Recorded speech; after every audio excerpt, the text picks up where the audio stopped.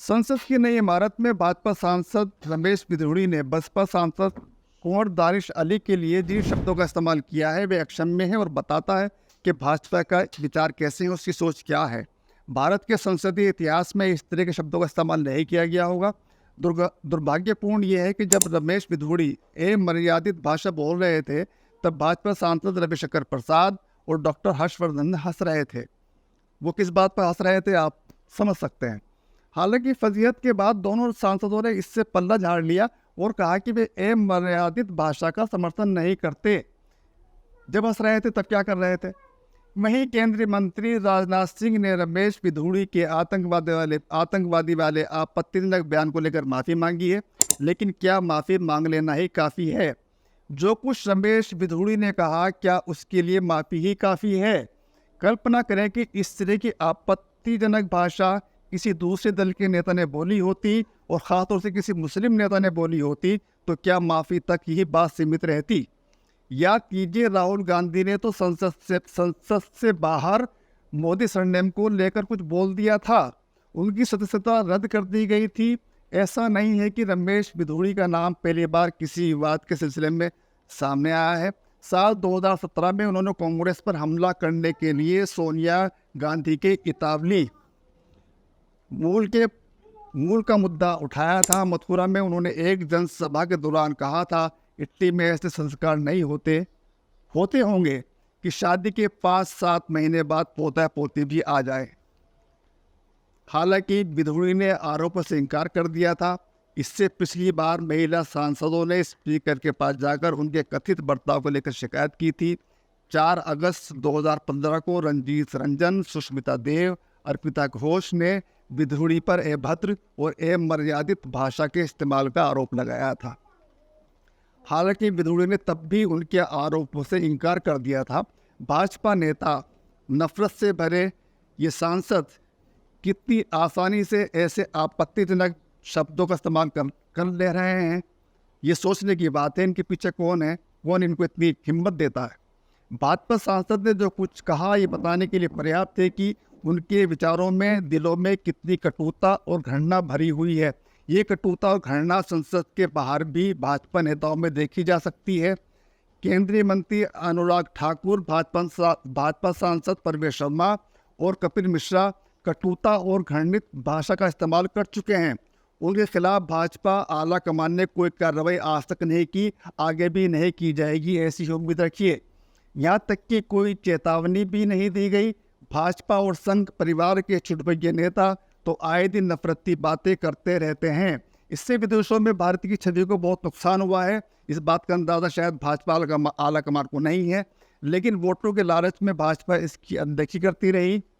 नई संसद के विशेष सत्र में व्यक्त की गई घृणित भाषा से नई संसद की गरिमा को भाजपा सांसद ने गहरी चोट पहुंचा दी है। इसकी भरपाई मुश्किल से होगी। प्रधानमंत्री नरेंद्र मोदी को इसका व्यक्तिगत रूप से संज्ञान लेने की जरूरत है, लेकिन क्या वे संज्ञान लेंगे? क्या इससे पहले उन्होंने कोई संज्ञान लिया था? भाजपा का सबका साथ, सबका विकास और सबका विश्वास वाला नारा अपनी प्रासंगिकता खो रहा है। अगर रमेश बिधूड़ी के खिलाफ एक्शन नहीं लिया गया तो संसद में अमर्यादित और गालियों की भाषा बोली जाने लगेगी। भाजपा नेतृत्व को रमेश बिधूड़ी की बातों का संज्ञान लेना चाहिए और ऐसे लोगों को पार्टी से बाहर भी कर देना चाहिए। लेकिन भाजपा का ट्रैक रिकॉर्ड है कि उन्होंने आज तक ऐसी कोई कार्रवाई नहीं की है। राजनाथ सिंह पहले ही कह चुके हैं कि भाजपा में इस्तीफे नहीं होते, इस्तीफा अब भी नहीं होगा। दरअसल देश में एक प्रतियोगिता चल रही है, अगला हिंदू हृदय सम्राट कौन बनेगा। इस प्रतियोगिता में के मुख्यमंत्री शामिल हैं। आप जानते हैं उन मुख्यमंत्रियों के नाम क्या है, बताने की ज़रूरत नहीं है। इन्हें लगता है कि हिंदू हृदय सम्राट बनने के बाद ही प्रधानमंत्री के पद तक पहुंचा जा सकता है। इसीलिए जनसभाओं में जो कुछ बोला जा रहा है वो संसद में भी बोला जाने लगा है। संसद की पवित्रता भंग होने पर प्रधानमंत्री चुप है। ज़्यादा से ज़्यादा कह देंगे कि मैं रमेश बिधूड़ी को दिल से माफ़ नहीं कर पाऊंगा। वैसे उन्होंने अब तक ये कहा भी नहीं है। ऐसे ही माफ़ नहीं कर पाएंगे शायद जैसे प्रज्ञा को माफ़ नहीं कर पाए। इससे पहले अनुराग ठाकुर, परवेश वर्मा, कपिल मिश्रा ने क्या कुछ नहीं कहा, ये सब जानते हैं, ये सब पब्लिक डोमेन में है। संसद का वीडियो पूरे विश्व में देखा जा रहा है। पता नहीं प्रधानमंत्री अपने विदेशी मित्रों से क्या कहेंगे, लेकिन विदेशी मित्रों को पता चल गया होगा कि G20 में जो आदर्शवादी बातें की गई थी सब लफादी थी। एक सांसद ने दुनिया को असली चेहरा दिखा दिया। मोदी एंकर्स में कब से मेहनत कर रहा है, आप देख ही रहे हैं, रात दिन यही करते हैं। जब अपने टीवी पर होते हैं तब भी यही करते हैं और ट्विटर पर भी यही करते हैं। उनका मकसद यही था कि उनकी फैलाई नफरत वहाँ पहुँच जाए जहाँ पहुँच गई है। अब और ज़्यादा मेहनत करेंगे जब तक मिशन पूरा नहीं होगा, बिल्कुल ज़्यादा मेहनत करेंगे।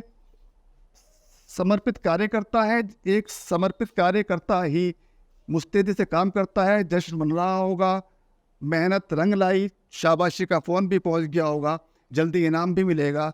एक एंकर 3 दिन पहले एक लोक गायिका से कह रही थी कि 5 लाख 7 लाख वोटों से जीतकर आने वालों से कैसे सवाल किए जा सकते हैं। पता नहीं कि दिल्ली के सबसे सभ्य कहे जाने वाले लोगों ने जिस गालीबाज को सांसद चुना उससे सवाल किए जा सकते हैं या नहीं। एंकर के लॉजिक से तो चूंकि दिल्ली के सम्राट लोगों ने सांसद चुना है, इसीलिए रमेश विदुर से सवाल नहीं किया जा सकता। उन्हें गाली देने का अधिकार है। जिस सांसद को गालियाँ दी गई वो पिछले 6 से चुनकर आता है, इसलिए उसे गालियाँ सुननी पड़ेंगी। और सांसद में तो विशेष समुदाय वाला है। शुक्रिया, बहुत बहुत शुक्रिया।